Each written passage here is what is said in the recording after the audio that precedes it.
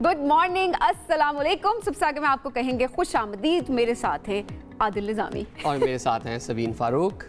अच्छा जी आदिल, आज लगता है वैसे आज आप वैसे ज़्यादा फ्रेश लग रहे हैं। हाँ, क्योंकि वेदर ज़रा एक्सट्रीम होता जा रहा है और मुझे कल की खुशी है कि कल शायद वेदर अच्छा हो जाएगा। अच्छा, वैसे एक्सट्रीम वेदर में तो लोग वैसे ही डल होना शुरू हो जाते हैं। कल की खुशी अभी से मेरे चेहरे पे आया होनी शुरू हो गई। कल बारिश होने का इम्कान है इस्लामाबाद और मुल्क के दीगर कई इलाकों। ओह चले, मौसम का हाल तो हम साथ साथ बताएंगे। मुझे लगता है कलर्स का भी थोड़ा फर्क होता है जब आपके मूड पे, आपकी पर्सनालिटी पे ऐसे, और देखने वालों को भी होता है कि वो फ्रेश लग रहे हो, तो कलर्स का भी बड़ा इम्पैक्ट होता है। डेफिनेटली, और समर के वैसे भी थोड़ा लाइट कलर होते हैं तो पहनकर आप थोड़ा लाइट हाँ, डार्क पहना मैं खुद लाइट कलर्स होते हैं। जरूरी थोड़ी है कि लाइट कलर्स होते हैं। अच्छा जी, ये तो सही है। अच्छा जी, एक और खबर जो है उससे ज़रा प्रोग्राम का आगाज़ करते हैं इस वक्त, और वो है जी बहुत सारे लोग, खुशनसीब लोग हज के लिए जो है जो सेलेक्ट हुए। किस तरह से हमारे पास नंबर आया था, तकरीबन 69,000 समथिंग लोग जो थे उन्होंने अप्लाई किया था। उसमें से 63,000 कुछ लोग हैं जो कि सिलेक्ट हो चुके हैं। ऑब्वियसली नंबर 1-2 ऊपर नीचे भी होंगे, लेकिन ये सारे खुशकिस्मत लोग हैं जो कि जाएंगे इस मरतबा हज पे और उनको ये सादत हासिल हो रही है। बिल्कुल जी, लब्बैक अल्लाहुम्मा लब्बैक की सदाएं गूंजने को बिल्कुल तैयार हैं। और आज़मीन हज जो हैं, पहली परवाज़ उनकी कराची से मदीना के लिए रवाना हुई। 150 आज़मीन उसमें सवार थे। दूसरी परवाज़ जो है रात 2:45 बजे रवाना हुई, जिसमें 180 आज़मीन हज मौजूद थे। एयरपोर्ट पर जो ANF हुकाम हैं उनकी जानिब से उनको फूलों के हार पहनाए गए और उनको रवाना किया गया। मजमूई तौर पर 259 परवाज़ों के ज़रिए 68,000 से ज़ायद आज़मीन हज सरकारी कोटे के तहत हज करेंगे। तो समीन, अगर देखा जाए तो बचपन से ही तमाम लोग ये ख्वाहिश भी रखते हैं, इसके लिए दुआएं भी करते हैं कि हज बैतुल्लाह की सादत है वो हासिल हो। अब ये खुशकिस्मत लोग हैं जो इस मुकद्दस सफ़र पर जो है रवाना हो रहे हैं। एग्जैक्टली। और अगर फ़्लाइट ऑपरेशन की बात की जाए, वो 9 जून को जो है वो इख्तिताम पजीर होगा और जून को पहली परवाज़ 20 हज्जाज कराम को लेकर वतन वापस पहुंचेगी। तो ऑब्वियसली 20 जून की अगर बात की जाए तो 20 जून को जो है वह इख्तिताम पजीर होगी। और ऑब्वियसली ये वो खुशकिस्मत लोग हैं, और ज़ाहिर आहिस्ता आहिस्ता ज़ाहिर जब परवाज़ें उड़ना शुरू होंगी और उसके बाद वहाँ के जितने भी मामला होंगे वो साथ साथ हम अपडेट भी लोगों को करते रहेंगे। खुश नसीबी, और मैं ये कहूँगी कि अल्लाह सबको ये सादत, और साथ साथ जो लोग जा रहे हैं अल्लाह ताला इनकी तमाम इबादत जो हैं वो कबूल फरमाए, और उनकी जो तमाम दुआएं हैं वो आपकर हमारे हक़ में उनको कबूल फरमाए। आमीन। बिल्कुल जी। अच्छा जी, आगे बढ़ते हैं और अब सबसे पहले आपको बताते हैं कि पाकिस्तान का मौसम कैसा रहेगा। तो आपको बताते हैं जनाब, आज पूरे मुल्क में गर्मी रहेगी, या गर्मी ही रहेगी बल्कि, लेकिन कितनी गर्मी रहेगी ये आपको बताना बाकी है। इस्लामाबाद की बात करेंगे, इस्लामाबाद में ज़्यादा से ज़्यादा 38 डिग्री सेंटीग्रेड है, 38 है, और कम से कम जो है वो 23 डिग्री सेंटीग्रेड है। लाहौर की बात करेंगे, हमें कम से कम 26 ज़्यादा 41 डिग्री सेंटीग्रेड है। कराची में कम से कम 28 ज़्यादा 37 डिग्री सेंटीग्रेड है। पेशावर में कम से कम 24 ज़्यादा 37 डिग्री सेंटीग्रेड है। कोयटा की बात करेंगे, कोयटा में कम से कम 18 ज़्यादा 34 डिग्री सेंटीग्रेड है। ये आज का मौसम, लेकिन मैं ये कहूँगी कि और लेकिन साथ में आज रात से या कल से बादल आना शुरू हो जाएंगे मुल्क के काफ़ी इलाकों में और बारिश का इम्कान है। अच्छा, ऐसा ही है, लेकिन एट द सेम टाइम अगर ये चीज़ देखी जाए कि लाहौर में इस मरतबा टेम्परेचर ज़्यादा है as compared to Karachi. Heat wave ज़ाहिर है, गर्मी वो फील्स लाइक वो जो टेम्परेचर होता है वो तो बहुत डिफरेंट होता है। बट अगर देखा जाए तो 41 पिछले 3-4 रोज़ से, जो मंडे से हम मौसम शेयर करते आ रहे हैं, तब से तकरीबन 41, 40, 39 इस तरह के हमारे पास फिगर्स आ रहे हैं। अमूमन लाहौर में और जो पंजाब के मैदानी इलाके हैं वहाँ पर टेम्परेचर इतना ही रहता है, लेकिन कराची में टेम्परेचर थोड़ा कम होता है। लेकिन वहाँ पर क्योंकि जो हवाएं हैं, नमी है, उसकी वजह से फील कुछ ज़्यादा हो जाता है कराची में। अब ये वो बात भी है, लेकिन ज़ाहिर है माहौलियाती तब्दीली है जिसके शदीद असरात जो हैं वो ज़ाहिर सी बात है वो अब हमें नज़र आएंगे, और उसकी वजह से रिकॉर्ड हम देख रहे होते हैं गर्मी का, वो बनता हुआ नज़र आ रहा होता है हमें, जो ओवरऑल अगर देखा जाए तो। पिछले मंथ की अगर बात की जाए तो उसके बारे में भी यही कहा जाता है, जो अप्रैल है वो अभी तक का गर्म तरीन अप्रैल रहा है। ये कुछ खबरें ज़्यादा सोशल मीडिया के ऊपर आ रही थी। अच्छा, अब ऐसे में लोग ऑब्वियसली ये भी लोगों की बात मैं कर रही हूँ, लोग तो नए नए जुगाड़ ढूंढ रहे होते हैं, लेकिन जो जानवर है वो भी किसी से पीछे नहीं है, उनकी वो भी गर्मी से तंग है, इनोवेशन गर्मी से भी। कल हमने दिखाया था कि किस तरह से बंदर जो है वो स्विमिंग पूल में वो नहा रहे थे और मजे से वो गर्मी का, लेकिन बंदर तो वैसे बड़े फेमस हैं कि बड़े इंटेलिजेंट होते हैं और बड़ा चीज़ों को सीखते हैं। इंसानों को बहुत ज़्यादा उनको कॉपी करते हैं, उनकी मिमिक्री करते हैं। लेकिन यहाँ पर जी अमेरिकी रियासत कैलिफोर्निया में बात कर लेते हैं। रीछ जो है एक उसको नीले पानी काफ़ी पसंद आया और वो पानी में उतर कर लुत्फ़ उठाने लगी। मादा रीछ थी। सोशल मीडिया पर वीडियो में रीछ को तालाब के किनारे चहलकदमी करते और तालाब में स्विमिंग करते देखा जा सकता है। ताहम इसके साथ मौजूद नन्हे रीछ भी बच्चों की तरह नहाने से कतराते हुए नजर आए और उन्होंने अपनी माँ का साथ देने से बिल्कुल इनकार कर दिया। जो मदर हैं, जो रीछ है, मादा रीछ, वो नहा रही हैं, लेकिन बच्चे, क्योंकि हम देखते हैं हमारे यहाँ भी सोसाइटी में बच्चे नहाने से बहुत ज़्यादा कतराते हैं। सर्दियों में तो उनकी जान जा रही होती है नहाने से। हमारे यहाँ मतलब इंसानों के बच्चे भी हो, फिर देखा जाए बच्चे बच्चे ही होते हैं, चाहे जानवर के बच्चे क्यों ना हो, ऑब्वियसली वो घबरा रहे होते हैं। और इतने मजे की वीडियो लगी। जब मुझे रीछ के नहाने से ज्यादा ना ये जो बच्चे डर के वापस भाग रहे हैं ना और बार बार जाते हैं पूल के पास, कोशिश करते हैं कि ठीक है, पर उनको डर लगता है कि अम्मा उनको बुला ना ले कहीं पूल में या घसीट ना ले, तो वो वहां से भागना शुरू कर देते हैं। तो बच्चे जो होते हैं ना वो हर तरह से अगर देखा जाए तो वो बच्चे ही होते हैं। अच्छा, इसमें एक और भी इंटरेस्टिंग चीज़ है। अगर ये बच्चे एक बार पूल में चले गए फिर उन्हें बाहर भी नहीं आना, इनको बहुत मजा आएगा, एंजॉय करेंगे। फिर वैसे जनरली ऐसे ही होता है कि जिस चीज से बच्चे डर रहे होते हैं, जब उनको कंफर्टेबल कर दिया जाता है तो उसके बाद उनको स्पेशली पानी से निकालना बड़ा मुश्किल हो जाता है। अच्छा जी, आगे बढ़ते हैं और एक और खबर आपसे शेयर करते हैं। लाहौर से ताल्लुक़ रखने वाले सब्जी फरोश की कहानी आपसे शेयर करते हैं। बाबा डॉन इनका नाम है। अपने मुनफरिद अंदाज की वजह से मशहूर हो गए। ये बाबा डॉन सब्जी की रेडी लगाते हैं और इंग्लिश, उर्दू और पंजाबी में आवाज़ें लगाकर सब्जी बेचते हैं और इस दौरान ब्रेक डांस भी करते हैं। ठीक है, मार्केट में इनके सब्जी से ज्यादा इनके अंदाज के चर्चे हैं। ओहो, ब्रेक डांस आप चेक करें मार्केट में। माइकल जैक्सन की याद ताज़ा कर दी है इन्होंने। खूब रौनक लगाई हुई है मार्केट में। आप देखिए इनके बच्चे बड़े सब जमा हुए हैं वहाँ पर, चाहे सब्जी कोई खरीद रहा हो या ना खरीद रहा हो, वो एंजॉय जरूर कर रहे हैं। तो वो ये होता है, आप अपनी इस तरह से कहते हैं ना कि आप मुनफरिद रहते हैं। ठीक है, ये बड़ा मैटर कर रहा होता है कि आपकी अपनी एक शख्सियत है, आप उसको स्टैंड आउट कैसे करवाते हैं। तो वो आपका अपना एक स्टाइल होता है जो आपने रजिस्टर करवाना होता है। सो नए तरीके आप जिस तरह से आ गए हैं कि कैसे आप बेच सकते हैं चीज़ों को। बल्कि बहुत से लोग जब ये गली मोहल्लों में जाते होंगे, इनका इंतजार करते होंगे कि हम ब्रेक डांस वाले बाबा से आज हम आलू मटर और प्याज लेंगे। ख़वातीन सोचती होंगी वो आएंगे तो डेफिनेटली इनका इंतजार भी होता होगा। और बहुत से लोग ऐसे हैं जो इनकी हौसला अफजाई के लिए भी इनसे परचेजिंग करते होंगे। मार्केटिंग और एडवर्टाइजिंग के एक नए तरीके हम देख रहे होते हैं, साथ साथ लोग अपने टैलेंट का जो है वो इजहार कर रहे होते हैं। अच्छा जी, अब टैलेंटेड तो पाकिस्तानी बहुत ज़्यादा है, बिल्कुल, है ना। बहुत अब ज़्यादा। कुछ भी फेमस हो जाता है तो उसके बाद आप वो अर्तुरुल देखा था आपने, उसके बाद अर्तुरुल पापड़ आ गए थे जी पाकिस्तान में। बिल्कुल, लोगों ने बहुत खाए। बल्कि कोई भी अच्छा ड्रामा है तो उसकी वो जब सुपर डुपर हिट हो जाता है कि लोगों के दिलों में वो ड्रामा बस गया है, तो लोग अब उसके लिहाज से अपनी चीज़ें जो है बेचने की कोशिश कर रहे होते हैं। ऐसे ही कुछ हुआ इश्क मुर्शिद ड्रामे के हवाले से अगर बात की जाए। ज़ाहिर है सबने एंजॉय भी किया। अब इश्क मुर्शिद पापड़ यानी कि इश्क मुर्शिद स्नैक्स वो भी मार्केट में आ गए हैं। अब ये सुपर हिट ड्रामा लोगों के दिलों में इतना रच बस गया है कि हर जगह इसका नाम दिखाई दे रहा होता है और लोग जो होते हैं लोगों को पता है कि कहाँ पर लोगों के सेंटिमेंट्स है और उस तरह से उन्होंने उनको हिट करना है। तो अब ये जनाब ये पापड़ जो हैं ये मार्केट में आ चुके हैं और सोशल मीडिया पे ज़ाहिर है ये इश्क मुर्शिद पापड़ के नाम पे बहुत ज़्यादा मशहूर हो रहे हैं।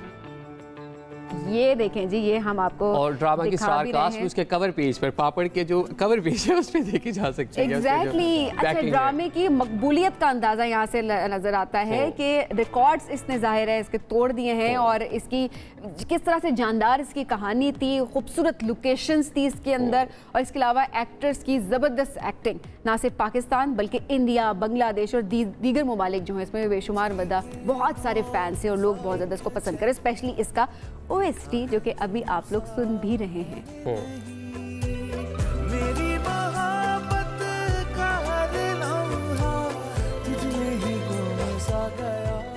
अच्छा, साथ साथ ये भी थोड़ा सा डिस्क्लेमर देना चाहूँगी पर्सनली मैं अपने ऑन पे भी कि बच्चों कोई भी चीज़ अगर आप ले रहे हैं, ठीक है, एडवर्टीजमेंट की हद तक एक अच्छी चीज़ होती है कि ठीक है कि लोग पसंद करें उस चीज़ को, लेकिन at the same time hygiene का ख्याल जरूर होगा। या ये जो पापड़ ये स्नैक्स ये जहाँ पर बन रहे होते हैं मेक श्योर कर लें कि किसी ठीक जगह पर बन रहे होते हैं और उसके बाद अब अपने बच्चों को आप खुद आप उसको लें। तो हम इसको बिल्कुल प्रमोट नहीं करें, बट ऑब्वियसली इश्क मुर्शिद का जादू वो जो सर चढ़ के बोल रहा है उसके बारे में बात करना बहुत ज़्यादा ज़रूरी था। नाज़रीन, हम बढ़ेंगे ब्रेक की जानिब। स्टे विद अस। सियासी सूरत हाल की बात कर लेते हैं। आज बात करते हैं 9 मई की। आज 9 मई के नाखुशगवार साने को 1 साल मुकम्मल हो चुका है। ठीक 1 वर्ष पहले बानी PTI की गिरफ्तारी के रद्द अमल के तौर पर पाकिस्तान तहरीक इंसाफ के जो कारकुनान थे उन तमाम हदें पार की और इसकी नज़ीर हमें कभी हिस्ट्री में पाकिस्तानी तारीख में नहीं मिलती। कौमी इमलाक पर फ़ौजी इमलाक पर हमले किए गए जो इससे पहले कभी देखने को नहीं मिला, जिसको कंडेम भी किया जा रहा है। तमाम तर सूरत हाल पर जो है हम देखेंगे भी, और केसेस जो है वो भी ज़ेर समात। बिल्कुल, अगर देखा जाए तो तमाम केसेस अदालतों में है और उम्मीद है कि जो मुलविस अफराद उनके खिलाफ कानून के मुताबिक कार्रवाई होगी। गुज़िश्ता रोज़ अडियाला जेल में सहाफ़ियों से गुफ्तगू में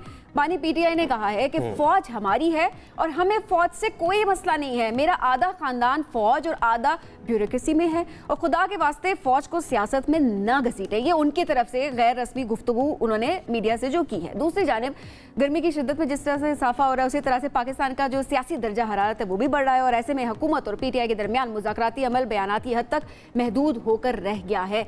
सवाल ये उठता है कि क्या मज़ाहमत और मफाहमत साथ साथ चल सकते हैं और क्या हुकूमत और अपोजिशन पार्लिमान में जो बातें होती हैं वहाँ पर क्या मुल्क जो इस वक्त मुआशी बहरान से गुजर है, क्या उसको निकालने के लिए मुश्तरका कोशिशें पार्लियामेंट में होंगी या सिर्फ जो हम देख रहे होते हैं कि हंगामा आराई शुरू हो जाती है, वहाँ पर एक दूसरे पर बयानबाजी का सिलसिला जारी होता है, क्या सिर्फ वही गुफ्तगू कम जो है ना महवर रहेगा? चले इस तमाम सूरत हाल पर बात करने के लिए हमारे साथ मौजूद है राजा रियाज साहब, साबिक अपोजिशन लीडर भी हैं और पाकिस्तान मुस्लिम लीग नून के रहनुमा हैं। राजा साहब, आप प्रोग्राम में खुशामदीद कहेंगे आपको।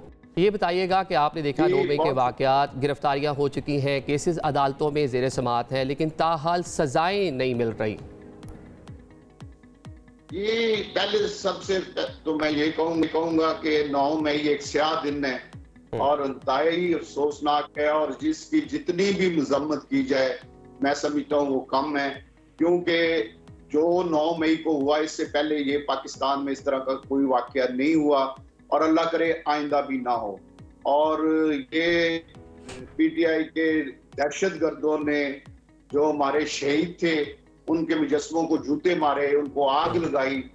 बाकी जो अमलाक को नुकसान पहुंचाया वो तो है, लेकिन जो हमारे शहीद थे उनको जो इन्होंने जूते मारे और उनको आग लगाई, इसकी जितनी भी मजम्मत की जाए वो कम है और ये दहशतगर्द हैं। और मुझे पाकिस्तान की अदलिया से मैं ये जरूर कहूंगा कि जिस तरह बाकी लोग इंसाफ के लिए चक्कर लगा रहे हैं और उन्हें इंसाफ नहीं मिल रहा, इसी तरह 9 मई के वाक़े में भी जो भी मुद्दई हैं उनको इंसाफ नहीं मिल रहा और उसमें अदलिया रुकावट है।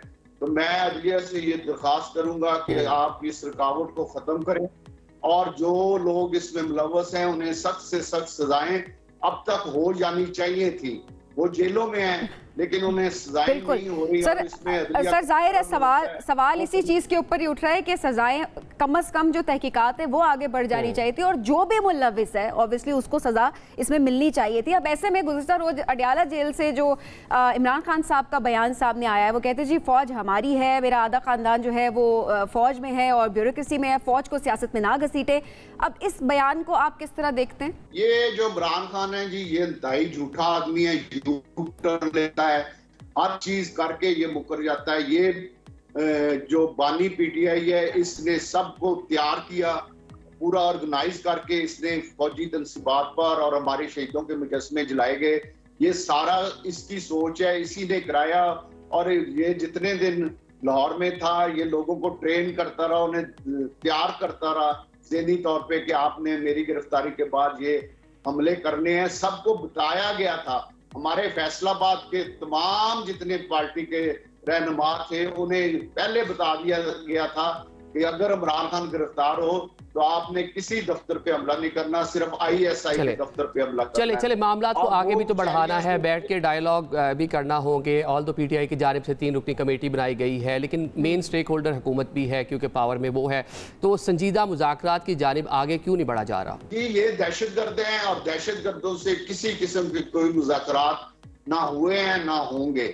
हाँ, अगर इनके कोई संजीदा लोग हैं इमरान खान के अलावा, अगर कोई संजीदा लोग हैं जो पार्लियामेंट में हैं और जो इस वाक़े में मुलव्वस नहीं, अगर वो बात करना चाहे तो उनसे बात हो सकती है। लेकिन जो इन मुकदमात में मुलव्वस हैं बानी PTI के समेत, उनके लिए कोई गुंजाइश नहीं, उनके साथ कोई मुज़ाकरात नहीं हो सकते। जिन्होंने हमारे शहीदों का ख्याल नहीं किया उनके लिए कोई नरम गोशा नहीं है, उनको सख्त से सख्त सजा मिलनी चाहिए और उन्होंने जो किया है उस पर पूरी कौम आज दोबारा एक दफा, एक 9 मई को शर्मिंदा थी, एक आज शर्मिंदा है और हम अपने शहीदों से माफी मांगते हैं ये 9 मई वाला जो वाकया उस पर, और हम मुतालबा करते हैं कि अदलिया से कि उसमें मुलव्वस जो लोग हैं उनके केस चला। ठीक है सर देखिए 9 मई के वाकयात अपनी जगह पे उसकी सब मजम्मत करते हैं एज अ पाकिस्तानी के जिसने भी वो किया है ऑब्वियसली कार्रवाई होनी चाहिए और उनको सख्त सजा मिलनी चाहिए।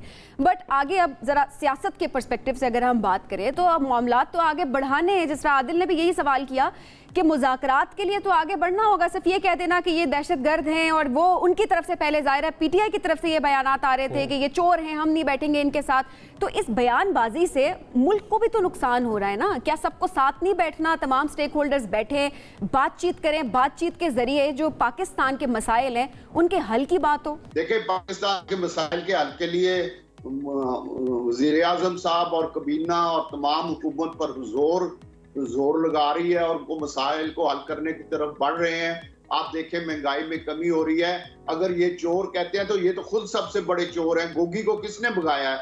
गोगी जो अरबों रुपए लेके भाग गई है और यहाँ पे हर ठेके में गोगी का हिस्सा था और वो पैसे सारे बनी गाला जाते थे। राजा साहब आप हिस्सों की बात कर रहे हैं, लेकिन मौजूदा हुकूमत के दौर में भी एक बड़ा स्कैंडल हमने देखा कि गंदम का सामने आया है, किसान खासा परेशान है। पंजाब हुकूमत ने गंदम ना खरीदने का फैसला किया है। अब मिडल मैन एक्टिव होगा। आप जिस इलाके से बिलोंग करते हैं एग्रीकल्चर एरिया है पूरा, किसान बहुत परेशान है। अगर आप गंदम नहीं खरीदेंगे किसान ये अपनी गंदम कहाँ लेकर जाएगा? किसानों के साथ हैं हम, और हम वज़ीर आला पंजाब से भी और वज़ीर आज़म साहब से भी ये गुजारिश करते हैं, रिक्वेस्ट करते हैं कि मेहरबानी करके ये जो लोग, एक तो जो लोग इसमें मुलव्वस हैं जिन्होंने गंदम दरामद की है निगरान हुकूमत के दौर में, उनको बेनकाब किया जाए और उन्हें सख्त से सख्त सजा दी जाए।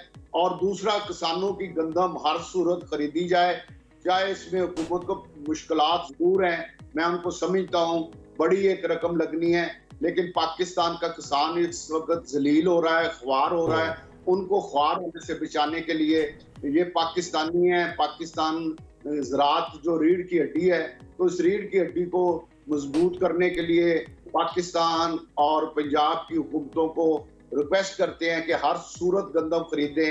ये हमारे किसान भाई बड़ी मुश्किल से अपनी फसल तैयार करते हैं और ज्यादातर ऐसे लोग हैं जो उधार लेके अपनी फसल तैयार करते हैं। तो ये अगर गंदम ना खरीदी गई तो उन राजा साहब ऐसे में आपको जिम्मेदार कौन लगता है? ये किसकी वजह से ये मामला यहाँ तक पहुँचा है? क्यों उसको खरीदी गई है गंदम जब अपने किसान गंदम उगा रहे थे? ये मामला आपको कहाँ जाता हुआ दिखाई दे रहा है? क्योंकि 2 कमेटियाँ तो जाहिर है वो तश्कील दे दी गई हैं, तहकीकात हो गई हैं, रिपोर्ट जो है वो पेश की जानी है अभी। सो आपको क्या लगता है ये मुलव्विस कौन है इस सारे मामले में? ये जो एक तो जो निगरान हुकूमत में वफाकी मिनिस्टर फूड थे स्कॉटी, एक वो जिम्मेदार हैं और एक वजीर खजाना जिन्होंने पैसे जारी किए। ये अच्छा। इन्हें नहीं चाहिए था कि ये ऑर्डर देते और ये पैसे जारी करते। ये ऑर्डर जो दिया गया है जिन लोगों ने, वो भी जिम्मेदार हैं। और जिन्होंने गंदम की फसल आने वाली थी और सब कह रहे थे कि बम्पर क्रॉप आ रही है, उस दौरान जिन्होंने पैसे दे दिए कि आप बाहर से गंदम बरामद कर लें, ये वो लोग जिम्मेदार है। लेकिन वज़ीर आज़म साहब ने एक कमेटी बनाई हुई है, वो कमेटी सारी इस पे इंक्वायरी। राजा साहब ये देखिए निगरान हुकूमत का मामला तो है, लेकिन शहबाज शरीफ साहब प्राइम मिनिस्टर बन चुके हैं, नई गवर्नमेंट आ चुकी है, उसके बावजूद भी गंदम की इंपोर्ट जारी रही। नहीं, प्राइम मिनिस्टर शहबाज शरीफ साहब के होते हुए 1 रुपया भी नहीं दिया गया गंदम की दरामद करने के लिए। मैं पूरी जिम्मेदारी से कह रहा हूँ, मैंने चेक कर लिया है। वज़ीर आज़म शहबाज शरीफ साहब के होते हुए 1 रुपया नहीं गंदम दरामद करने के लिए दिया गया। ये तमाम रकम पहले जा चुकी थी, सब ऑर्डर हो चुके थे, जहाज बुक हो चुके थे। इसलिए ये गंदम, आज भी बदकिस्मती है हमारी कि हमारी बम्पर क्रॉप है और उसके बावजूद आज भी कराची में साहिल पे एक जहाज लगा हुआ है जिससे गंदम उतर रही थी, जो वज़ीर आज़म साहब ने रोक दी है। तो ये हमारी बदकिस्मती है कि पाकिस्तान में कुछ लोग इस तरह के करप्शन करते हैं और अपना जाती मफाद को 8-10 बंदों ने सामने रखा और पूरे पाकिस्तान के किसानों को ज़बा कर दिया है, मैं तो ये लफ्ज़ कहूँगा। और उनका घरों के चूल्हे जो हैं वो बुझा दिए गए हैं 8-10 बंदों ने फायदा उठाने के लिए। तो वज़ीर आज़म साहब से अपील करता हूँ कि जो लोग इसके जिम्मेदार हैं, मैं तो कहता हूँ कि उनको फांसी देनी चाहिए। वो इस काबिल नहीं है कि वो जिंदा रहें और इस तरह पाकिस्तान को लूटे और पाकिस्तान के गरीब किसानों की जेबों पे डाका मारे। तो सर वो तो कानून जाहिर है वो तय करेगा कि सजा क्या होनी चाहिए, लेकिन हाँ जाहिर सी बात है कि सजाएं जरूर होनी चाहिए जो भी इसके अंदर मुलविस है। अच्छा अब सर मैं दोबारा मुज़ाकरात की तरफ आऊंगी, क्योंकि जाहिर सी बात है आम आवाम भी यही बात कर रही है और अब जाहिर है वक्त का तकाजा भी इस वक्त यही है कि सब साथ बैठें, बात हो। अगर बात नहीं हो रही, अगर पॉलिटिकल स्टेबिलिटी नहीं आ रही मुल्क में, तो जाहिर है मुआशी तौर पे स्टेबल नहीं हो सकता मुल्क किसी भी तरह से। अब ऐसे में मौलाना फजल रहमान साहब, उनको भी ज़ाहिर मनाने की कोशिश तो काफ़ी मरतबा की गई है, लेकिन मानने को वो तैयार नहीं है। मुसलसल अब वो हुकूमत से ये मुतालबा कर रहे हैं कि वो हुकूमत छोड़े और अपोजिशन में आके बैठें। क्या कहेंगे आप इस बारे में? जी, मौलाना फजल रहमान साहब हमारे लिए बड़े काबिल एहतराम है। मैंने तो बारहा मीडिया पे भी और जहाँ तक मेरी रसाई थी ये रिक्वेस्ट की थी कि मौलाना साहब को हर सूरत राजी किया जाए, उन्हें ऑन बोर्ड किया जाए, और अभी भी ये कोशिश जारी है कि मौलाना साहब ऑन बोर्ड हों। ये मौलाना साहब के बारे में पीटीआई वाले जो अल्फाज कहते थे आपको पता है, और मौलाना साहब भी इनको यहूदी कहते थे, तो इसलिए ये हालात तो नहीं होगा, लेकिन मौलाना साहब को लाजमी राजी करना चाहिए। वो हमारे लिए इंतहाई काबिल, मौलाना को भी राजी करे, बल्कि जो दूसरे पॉलिटिकल आपके स्टेक होल्डर हैं, दीगर सियासी बातें हैं, उनको भी ऑन बोर्ड करना है, क्योंकि पॉलिटिकल स्टेबिलिटी बहुत ज़रूरी है। बहुत शुक्रिया राजा रियाज साहब हमारे साथ मौजूद थे, सबीन राजदार थे।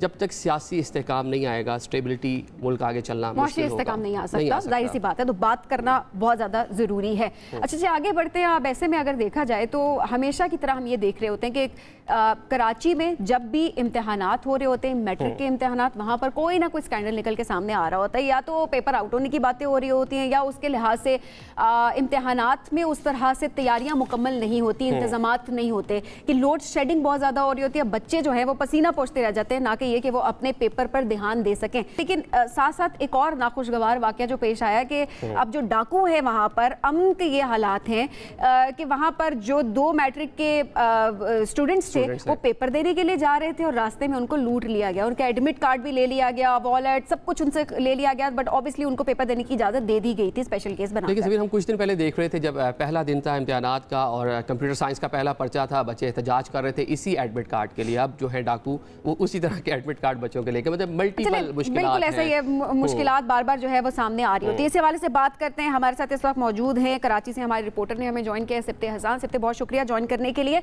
सिप्ते जरा बताइएगा कि लास्ट ईयर से अगर इंतजामात का अगर हम कंपैरिजन करें तो इस मरतबा के क्या हालात आपको नजर आते हैं? क्योंकि मामलात तो वही दिखाई दे रहे हैं, बिजली नहीं है, बच्चे वहां पर परेशान बैठे हुए हैं। नाज़रीन हम बढ़ेंगे एक ब्रेक की जानिब। ब्रेक से जब वापस आएंगे तो आपकी मुलाकात करवाएंगे। वो कहते हैं ना कि इम्तिहानात की जब बात होती है तो सबसे सख्त इम्तिहान जो होता है वो कहा जा रहा होता है वो CSS का इम्तिहान है, लेकिन 2 ऐसे लोगों से आपकी मुलाकात करवाएंगे जिन्होंने इस इम्तिहान में टॉप किया है। आदिल रियाज गोंदल हमें ज्वाइन करेंगे और शहरबानो राय हमें ज्वाइन करेंगी। आदिल की फर्स्ट पोजीशन है, शहरबानो की सेकंड पोजीशन है। स्टे विद अस। अब आपकी मुलाकात 2 ऐसे मेहमानों से करवाने जा रहे हैं जिनकी कामयाबी का चर्चा आजकल हर जगह पर है और इनकी काबिलियत और टैलेंट को काफ़ी अप्रिशिएट किया जा रहा है। हम बात कर रहे हैं आदिल रियाज गोंदल की और शहरबानो राय की, जिन्होंने CSS इम्तिहान में, आदिल की बात की जाए तो उन्होंने पहली पोजीशन हासिल की है, शहरबानो की बात की जाए तो उन्होंने दूसरी पोजीशन हासिल की है। और जाहिर सी बात है लोग बहुत होपफुल हैं उनको देखे कि अगर ये लोग कर सकते हैं तो हम भी कर सकते हैं। तहरीरी इम्तिहान देने वाले 13,800 उम्मीदवारों में टॉप पोजीशन हासिल करने वाले आदिल रियाज का जो ताल्लुक है वो मंडी बहाउद्दीन से है और वो बतौर AC सियालकोट भी खिदमात सर अंजाम दे रहे हैं। जबकि दूसरी पोजीशन हासिल करने वाली शहरबानो की बात की जाए, एक डॉक्टर हैं और इन दोनों ने अब पाकिस्तान एडमिनिस्ट्रेशन सर्विस उसमें शमूलियत इख्तियार कर ली है। अब ज़रा इनकी कामयाबी की बात करते हैं और साथ साथ ये भी कि जितने भी लोग अभी हमें देख रहे हैं, जाहिर है आप लोग भी फर्स्ट अटैम्प्ट देते हैं, सेकंड देते हैं, कोई रिटर्न फेल कर देते हैं या रिटर्न पास कर देते हैं तो उसके बाद इंटरव्यू में किसी तरह से फेलियर का सामना करना पड़ सकता है। तो हम फर्स्ट हैंड एक्सपीरियंस शेयर करेंगे क्योंकि ये वो लोग हैं जिन्होंने टॉप किया है। इनसे जो है आपके जितने भी क्वेश्चंस होंगे उनको हम एड्रेस करने की कोशिश करेंगे। शहरबानो आगे चल के हमें ज्वाइन करेंगी, लेकिन सबसे पहले आदिल की जानिब बढ़ते हैं। अस्सलाम वालेकुम, कैसे हैं आदिल? आदिल बहुत मुबारक हो। सबसे पहले पहली पोजीशन, खैर मुबारक। मुश्किल था बस अल्लाह थी, बस अल्लाह हैज़ बीन वेरी काइंड, वरना इंसान के हाथ में कुछ भी नहीं होता। मेहनत कितनी थी? मेहनत कह लें कि 70% मेहनत का हाथ होता है और बाकी 30% कबूलियत का होता है। वो अच्छा, जो ये नाम का कितना असर था? आदिल नाम के लोग सिर्फ बड़े इंटेलिजेंट होते हैं, नाम का कितना असर है आपको ये बता? डेफिनेटली नाम का बहुत असर है। शहरमानो जब हमें सुनेंगी ना तो वो फिर बताएंगी कि नाम का मामला नहीं होता, मेहनत का। आप कह रहे 70% जो थी आपकी मेहनत थी, 30% आपकी लगती, और जाहिर है उस वजह से आप कामयाब हुए। लोग तो 200% मेहनत कर लेते हैं, उसके बाद उनकी मतलब पास करना मुश्किल होता है। मैडम बात वही है कि आप अगर उस राइट पाथ में मेहनत करते हैं तो अल्लाह फिर ही आपको नवाजता है। वो कहते हैं कि first deserve and then desire. So आप अपनी मेहनत करें, बाकी अल्लाह पे छोड़ दें। उनके लिए शायद अल्लाह ने इससे बेहतर लिखा होता है। अच्छा, आप ऑलरेडी असिस्टेंट कमिश्नर हैं, सियालकोट पे परफॉर्म कर रहे हैं अपनी ड्यूटीज़, दोबारा से CSS करना, ऑलरेडी गवर्नमेंट ऑफिसर थे, पहले किस तरह PMS के ज़रिए गए थे? सर पहले मैं प्रोविंशियल मैनेजमेंट सर्विसेज में था और अभी भी वहाँ पर ही हूँ, अभी तो ज्वाइनिंग आगे देनी है। सो सियालकोट के अंदर मैं असिस्टेंट कमिश्नर अंडर ट्रेनिंग हूँ। अभी हमारा एक फ़ेज़ होता है ट्रेनिंग का जिसमें आप फील्ड के अंदर फॉर द 3 मंथ्स हम जाते हैं सो दैट कि फ़र्स्ट हैंड एक्सपीरियंस ले सकें। So that is the reason why उधर में था। अब मैं फिर थ्रू CSS। चलिए जी, आप फर्स्ट पोजीशन पे थे। नाज़रीन, अभी हमारे साथ शहर बानो राय साहिबा मौजूद हैं, वो सेकंड पोजीशन पे हैं, उनको भी वेलकम करते हैं, मुबारकबाद कहते हैं। जी अस्सलाम वालेकुम शहर बानो साहिबा। वालेकुम सलाम। आपको भी बहुत बहुत मुबारकबाद, आप सेकंड पोजीशन पे हैं, टॉपर हमारे साथ स्टूडियो में मौजूद हैं। ये बताइएगा कि ये क्रेडिट किसको देंगी अपनी कामयाबी का? जी सबसे पहले तो अल्लाह ताला का बहुत शुक्र है। इंसान सिर्फ मेहनत कर सकता है, नवाजिश जो होती है वो अल्लाह ताला की होती है कि वो किसी रिस्पॉन्सिबिलिटी के लिए चूज करता है। उसके बाद मेरे वालिदैन का, कुछ रिश्तेदारों का जिन्होंने हर कदम पे साथ दिया, तमाम असातिज़ा का स्कूल लेवल से लेकर कॉलेज यूनिवर्सिटी तक, और तमाम उन दोस्तों का जिन्होंने हर मौके पर इनकरेज किया और ये यकीन दिलाया कि ये चीज़ अचीवेबल है और मैं कर सकती हूँ इस चीज़ को। अच्छा शहरबानो, जिस तरह हम आदिल से भी बात कर रहे थे कि मेहनत इसमें कितनी ज़्यादा रिक्वायर्ड है, बिकॉज कुछ लोगों से जब हम बात करते हैं जिन्होंने क्लियर किया होता है CSS, वो कह रहे होते हैं कि एक डायरेक्शन अपनी उसका तयन करना बहुत इंपॉर्टेंट होता है। आपको अपनी मेहनत करनी है लेकिन सही डायरेक्शन में एक मेहनत करने की बहुत ज़्यादा ज़रूरत है। आप बताइएगा कि आपने अपनी डायरेक्शन किस तरह से सेट की?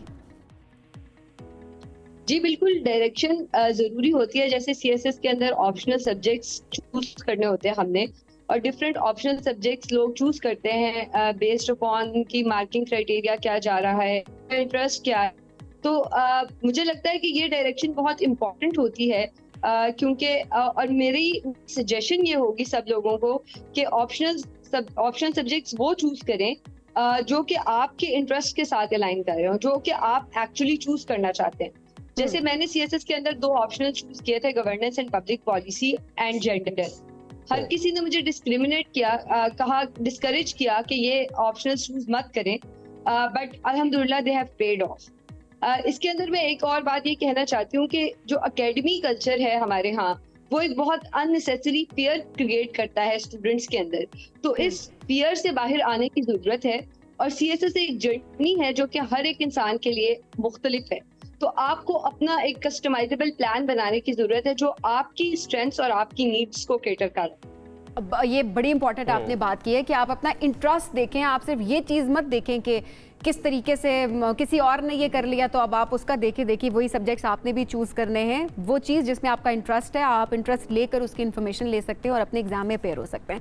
अच्छा आदिल, ऐसे में बहुत सारे लोग, मैं शायद गलती कह रही हूँ क्योंकि रिटर्न पास करना भी एक बहुत मुश्किल काम है, बहुत सारे लोग उसमें भी रह जाते हैं, लेकिन इंटरव्यू वाली स्टेज से लोग बहुत ज़्यादा डर रहे होते हैं। रिटर्न अगर पास कर लिया है उसके बाद इंटरव्यू, ज़रा बताइएगा कि CSS में जब आप इंटरव्यू के लिए अपेयर होते हैं तो क्या हाल अहवाल होता है वहाँ का?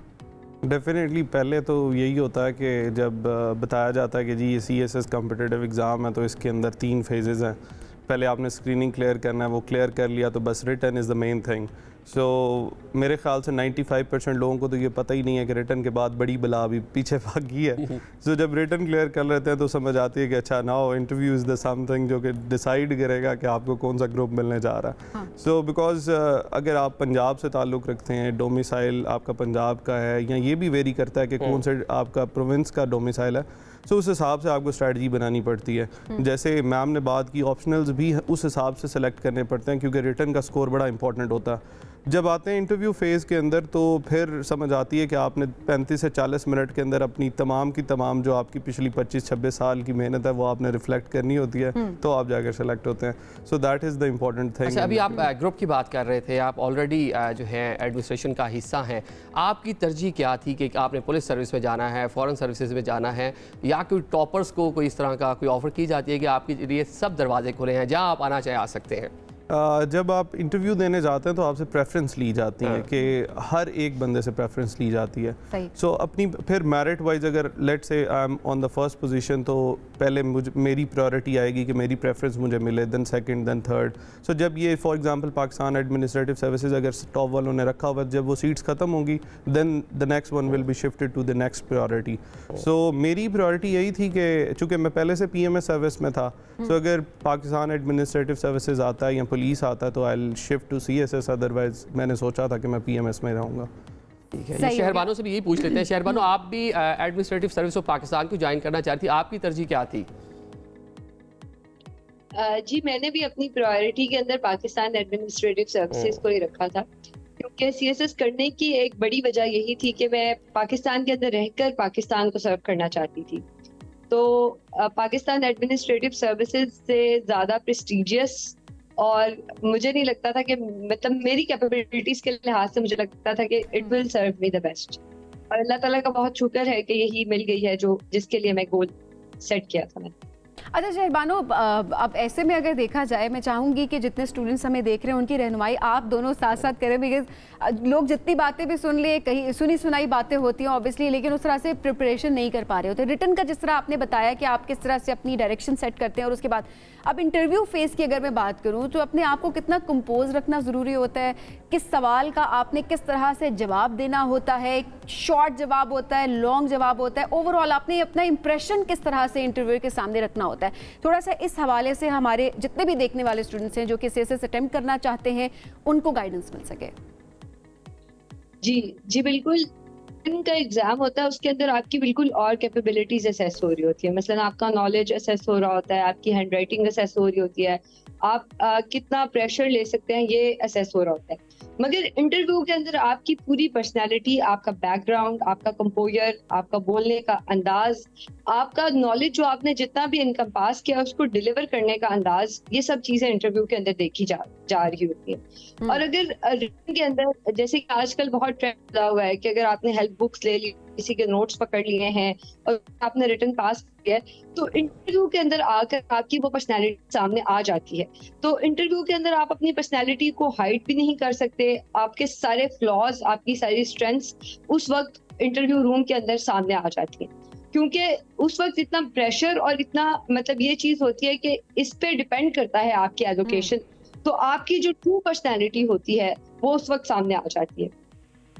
ठीक हो गया। इंटरव्यू के जब आप देने जाते हैं, आप जिस सभी चीज़ को ज्वाइन करने जा रहे हैं, जो इंटरव्यू लेने का पैनल है वो अपनी पूरी ज़िंदगी मास सर्व कर चुका है। अच्छा आदिल, आपसे पूछेंगे आपका जो रिजल्ट कार्ड है उस पर लिखा हुआ मेडिकली डेफर्ड, इसका क्या रीज़न है, क्या इसकी वजूहात है? असल में एक मेडिकल प्रोसेस होता है, आपका जो फेज़ होते हैं उसमें मेडिकल टेस्ट भी होते हैं, साथ में साइकोलॉजिकल टेस्ट भी होते हैं। सो मेडिकल मेरा ऑलमोस्ट क्लियर था, बस उन्होंने ये डेफरमेंट दी जाती है, आपको 2-3 चांसेस दिए जाते हैं कि आप जो है अपना वेट, मेरा वेट का इशू था, सो BMI के अकॉर्डिंग मेरा वेट ज़्यादा था, तो उन्होंने कहा जी वेट कम कर लें। तो वो शुरू में खाते पीते घर से बंदा होता है तो थोड़ा सा इशू होता है, बट नाउ मैं अब आ गया हूँ, क्योंकि आते हुए उन्होंने मेरे से पूछा है कि क्या लेंगे, मैंने कहा जी ब्लैक कॉफ़ी ले आए, क्योंकि वही मुझे अलाउ है सिर्फ। ये सही बात, उसके बाद ऑब्वियसली बड़ा मुश्किल होगा वापस वेट को कम करना थोड़ा बहुत, लेकिन मैडम अल्लाह ने इतना नवाजा तो इसके लिए इतना तो करना चाहिए मेरे सही बात, इतना वैसे भी करना चाहिए, सेहत का ख्याल रखना चाहिए। लेकिन we so proud of you Adil and Shehrbano, आप लोगों की मेहनत है ज़ाहिर है जो रंग लाई, और ऑब्वियसली जो मेहनत करते हैं लोग अल्लाह उनका साथ ज़रूर दे रहा होता है। बहुत शुक्रिया प्रोग्राम में हमें ज्वाइन करने के लिए। नाज़रीन, हम बढ़ेंगे एक break, stay with us. Shoaib को हमने जिस असाइनमेंट पे भेजा हुआ है कि वो इस वक्त बलूचिस्तान में मौजूद है, वो खूब एंजॉय कर रहे हैं। कल उन्होंने हमें वहाँ पर हक आइसक्रीम के बारे में बताया था। अच्छा, मज़े मज़े के खाने एंजॉय कर रहे हैं, इनकी इंस्टा स्टोरीज अगर जाकर देखें तो पता चलता है कि क्या खूब वहाँ पर हर चीज़ देखते हुए, और इससे ये पता चलता है कि कैसे हमारे बलूचिस्तान में, हमारे कोयटा की अगर बात की जाए, वहाँ पर कितनी मुनफरिद चीज़ें हैं, कितना टैलेंट है वहाँ पर कि वो कभी हाईलाइट उस तरह से नहीं हो पा रहा होता। और इसीलिए हमने सोचा कि बलूचिस्तान भेजा जाए शुएब को, और वहाँ पर वहाँ का जितना भी मुनफरिद टैलेंट है, वहाँ पर क्या अनोखा हो रहा है, वो सारी चीज़ें ज़ाहिर है आप लोगों से शेयर की जाए। वहाँ का कल्चर कितना खूबसूरत है। कल्चर की बात की जाए वहाँ की, तो वहाँ के जो बलोची चप्पल हैं वो तो जाहिर सी बात है, जो बलूचिस्तान जा रहा होता है तो ये कहा जा रहा होता है कि वहाँ से बलूची चप्पल ऑर्डर भी करवा ले, शुएब वहाँ ले भी आएंगे आपके लिए। बिल्कुल ऑब्वियस सी बात है ना, लेकिन आप किस तरह से, ऐसा कैसे हो सकता है वहाँ पर जाओ रामू ने ये कह के हमारे लिए ये चीज़ वहाँ लेकर आए, लेकिन बलूची चप्पल किस किस अंदाज में वहाँ पर मौजूद होती है, लोग कितना उसको पसंद करते हैं, क्वालिटी उसकी कैसी होती है, और स्पेशली एम्ब्रॉयडरी उस पर किस तरह की जाती है, कितने डिज़ाइंस वहाँ पर मौजूद होते हैं, ये सारी जो रिपोर्ट है वो आपको देंगे शुएब। मौजूद हैं हम कोयटा की मशहूर बलोची चप्पल मार्केट में, जहाँ पर हर दुकान में नित नए डिज़ाइन है। जब हम रंगों की बात करते हैं वो हमें इन चप्पलों में भी नजर आते हैं। वैरायटी की बात करेंगे, टाइप्स की बात करेंगे, रंगों की बात करेंगे, मेहनत की बात करेंगे, मांग में इजाफा हुआ नहीं हुआ, महंगाई ने कितना इस कारोबार को मुतासिर किया, सब पर बात करेंगे। और जो नए नए आर्टिकल्स आए हैं, जो कहते हैं ना कि 2024 का आर्टिकल, ये है बिल्कुल ताज़ा है, नया आर्टिकल, ये नया रंग आया, नया अंदाज आया इस चप्पल में। ज़ाहिर मर्दाना वैरायटी भी है और ख़वातीन के लिए भी एक वैरायटी है। तो हम ज़रा साथ चलते हैं और आपको आज विजिट कराते हैं इस मार्केट का। अक्सर किसी शॉप पर जाएं तो वो सुनने को मिलता है ये सीजन का आर्टिकल है, कभी कभी ये सुनने को मिलता है ये बिल्कुल नया आर्टिकल आया, और कुछ आर्टिकल ऐसे होते हैं जिनके हवाले से कहा जाता है कि हमारा हॉट केक है, यानी बहुत ज़्यादा बिक जाता है। और कुछ आर्टिकल ऐसे होते हैं जो उन्होंने बड़े छुपा के रखे होते हैं। तो चूँकि चप्पल मार्केट में मौजूद हैं तो यहाँ से पूछते हैं कि इनकी शॉप का सबसे ज़्यादा मुनफरिद आर्टिकल कौन सा है। यार साहब साथ में, अस्सलाम वालेकुम। वालेकुम अस्सलाम। क्या हाल है? खैरियत से है। यहाँ से कितने सालों से आप इस कारोबार से मुंसलिक हैं? सर तकरीबन 5 साल। 5 साल हो गए हैं। आपकी शॉप का सबसे डिफरेंट आर्टिकल कौन सा है? सर ये होता है। ओह, ऑल वाइट, क्या बात है। अच्छा, सिर्फ रंग की वजह से खास बात हो गई? जी हाँ सर, ये बहुत ही मुनफरिद रंग है सर, बिल्कुल बेहतरीन कलर। बेहतरीन कलर है जी। सफ़ेद रंग का जूता है, इसे तो साफ रखने बड़ा मुश्किल होता होगा। सर ये ऐसा है, इसका सफाई मुश्किल नहीं है, इसको अगर कपड़ा भी लगाए साफ हो जाएगा। अच्छा, क्या कीमत है? सर इसका 4,500। 4,500। बार्गेनिंग भी हो जाती है? जी हाँ। कितनी? सर 500। अच्छा, अगर कोई मर्द आके बार्गेनिंग करे तो कितनी करते हैं, ख़वातीन करें तो कितनी करते हैं? सर ख़वातीन के लिए तो 700 से 800 का है, और मर्द के लिए 500। मर्द आएगा तो जी 500 छोड़ेंगे, खातून आएगी 700-800 छोड़ देंगे। वैसे खातून 1,500 छुड़वा के छोड़ेंगे, ऐसे ही है? जी बिल्कुल इसी तरह है। अच्छा, कारोबार मुतासिर हुआ इस महंगाई? सर बहुत, थोड़ा बहुत नहीं, बहुत 50% बिल्कुल कारोबार ही नहीं है अभी। ये बलोची चप्पल एक बिल्कुल नए अंदाज में, दूर से लगेगा आपको ट्रक आर्ट, लेकिन ये कढ़ाई है इस पे, बड़ी मेहनत से ज़रा इसको तैयार किया गया, बड़े ही मुनफरिद से इसके रंग हैं। तो हम ज़रा पूछते भी हैं जो इस शॉप की ओनर है रोज़ी खान, कि ये डिज़ाइन जो बनाया इस पे कितनी मेहनत हुई, क्या इसकी कीमत है, कितनी इसकी मांग है? अस्सलाम वालेकुम। वालेकुम अस्सलाम जी। कैसे आप? अल्हम्दुलिल्लाह, अल्लाह की करम है। अच्छा, आपकी दुकान पे तो सारे आर्टिकल ही बहुत प्यारे, लेकिन ये आपने लगता है कोई ख़ास प्यार से बनाई है? ये स्पेशल चीज़ होती है ना। अच्छा। कोई आते हैं फरमाइशी होती है, ये बहुत पुराना डिज़ाइन है ना। अच्छा। तो ये कोई शौकीन के आते हैं ना तो स्पेशल बनवाती है। अच्छा, इसमें वैसे कितना वक्त लगा? ये काम पे जो ना, जैसे बलूची कपड़े होते हैं ना, उन पे जो ना औरतें जो घरों में काम करते हैं उस पर जो महीना भी लगता है, इस पर तकरीबन 8 से 10 दिन लग जाता है काम। एक जूते में कितना वक्त लगता है बनाने में? टाइम तकरीबन 5 जोड़ी में शाम तक तैयार करते हैं, सुबह से 8 बजे लेकर शाम तक तैयार करते हैं। रोजाना के 5 जोड़े तैयार? जी हाँ, सही अगर सफाई से हो जाए। अच्छा, वैसे आप 10 जोड़ा तैयार करते हैं। बलूची चप्पल में क्या क्या किस्म होती है? एक बुकटी स्टाइल है, एक खास मरी है, मरी से फिर मुख्तलिफ अभी डिजाइन जो है। बुकटी स्टाइल कौन सा है इसमें से? बुकटी इधर अभी तैयार नहीं है, एक मेंगल कट है। अच्छा, 3 डिजाइन है, फिर मुख्तलिफ अभी बना रहे हैं। बुकटी है, मेंगल है, मरी है। जी हाँ, 3 डिजाइन। एक जूते पर कितनी कीमत लग जाती है? एक जोड़ा 2000 का है, जाहिर 4000 लेता है तो उसको सफाई में बनता है। अच्छा, यानी एक ही तरह का जोड़ा होगा? ये भी ऑर्डर का है, देखो दिखाएं जी, निकालें जी। ये ऑर्डर का जोड़ा बनाया है और ये ज़रा इस पर बड़ी मेहनत इन्होंने की है, और ऑर्डर का मतलब है कि और महंगा बना होगा? तकरीबन 5 तक है। अच्छा, ये दोनों ऑर्डर के जोड़े हैं? हाँ, ये भी फिनिशिंग इसका साइज चमड़ा देखो। अरे ज़बरदस्त जी, रंग बड़ा प्यारा है, ब्लू कलर। मरी स्टाइल ही है ना? ये भी मरी स्टाइल है, और ये भी मरी स्टाइल, मरी में शिकारी स्टाइल है। ऑलिव ग्रीन कलर है। अच्छा, इसके पीछे डिफरेंट है थोड़ा सा, जैसे यहाँ से जूते की तरह। इसीलिए पहाड़ में जाते हैं, पहाड़ पे चढ़ जाते हैं इससे? जी हाँ, पहाड़ में शिकार के लिए। यानी जॉगर्स ना पहने, ये पहन ले? जी, ये पहनते हैं। खवातीन कौन सी चप्पल ज्यादा पसंद करती हैं यहाँ पे? सबसे ज्यादा इधर ये बलोची सवास पसंद करते हैं। बलोची सवास? जी हाँ, ये सवास है क्योंकि ये ड्रेस के साथ उसका मैच भी करते हैं सर। बलोची ज़ाहिर है, सारे रंग तो डाल दिए, किसी ना किसी रंग के साथ तो मैच हो मैच हो जाएगा। जी हाँ सर। अच्छा, तो खवातीन की जो वैरायटी है उसमें क्या कीमत है? सर ये है 400-500 यही चल रहा है सर। खवातीन की जूता सस्ता है, मर्दों का महंगे? तो ज़ाहिर सी बात है सर, उसमें तो काम ज़्यादा है ना, हम लोग का हैंडमेड काम है, आपको तो पता है ना सर। ये भी बड़ा डिफरेंट स्टाइल है, ये इसके क्या कहते हैं? ये बलोची सवास है सर। बलोची सवास डिज़ाइन है सर ये, क्योंकि ये सारा रस्सियों से बना हुआ है, इस वजह से सर। ज़बरदस्त जी, बड़े मुनफरिद डिज़ाइन। सबसे ज़्यादा कौन सा डिज़ाइन बिकता है? सर सबसे ज़्यादा ये मरी बुकटी वाला स्टाइल चलता है इधर, ये ज़्यादा चल रहा है। क्या बात है जी। कहीं और आप जाएंगे तो आपको black, brown, camel, light brown यही शेड्स नज़र आते हैं, लेकिन अगर आप कोयटा की इस बलोची चप्पल मार्केट में आएंगे तो फिर आपको हर रंग, हर डिज़ाइन की चप्पल मिलेगी। यानी मैं कह सकता हूँ कि मर्द भी आकर यहाँ पर मैचिंग चप्पल ले सकते हैं, वो चाहे ब्लू का कोई शेड हो, या चाहे फिर वो ब्राउन का कोई और शेड हो, या चाहे फिर वो कोई ऐसा डिफरेंट जूता हो जिसमें बहुत से रंग हो।